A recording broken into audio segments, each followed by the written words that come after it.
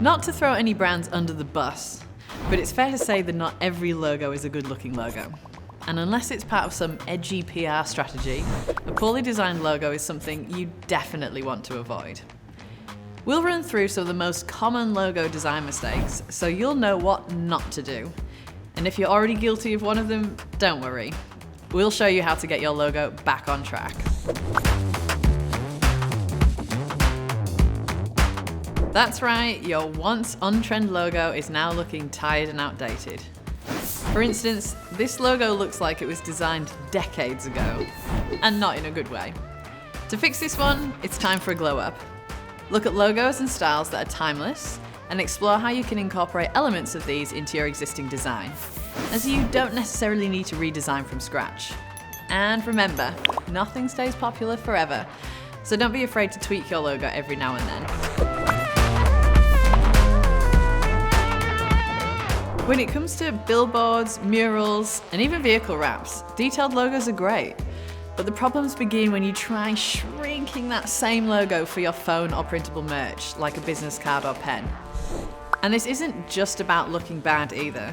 At smaller scales, intricate line work can become illegible, turning that Botticelli into a blob of jelly. But don't worry, you don't have to abandon your logo just yet. One solution is to create a responsive logo, which means designing multiple logos for smaller sizes.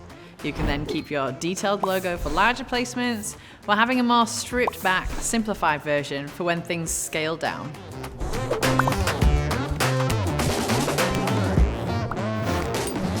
Using conflicting imagery in your logo doesn't make it a bad looking design, just a bad match for your brand. Because even if your logo looks great, it creates the wrong impression or doesn't fit your industry, it's not a good logo. To remedy this, stick with imagery that connects to your brand and industry, reflecting either your business name or what you do. The trick is to be creative while also being clear, so you have fun with your imagery, but make sure it ties back to your brand in some easy to understand way.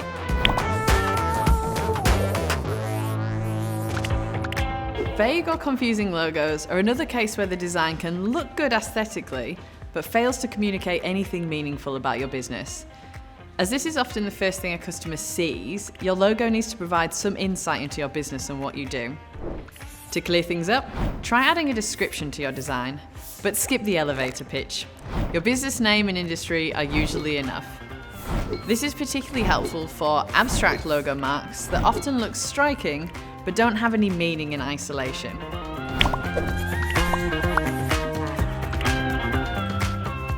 Yep, we saved the worst for last. Sometimes, no matter how hard you try, you end up with something that's just plain ugly.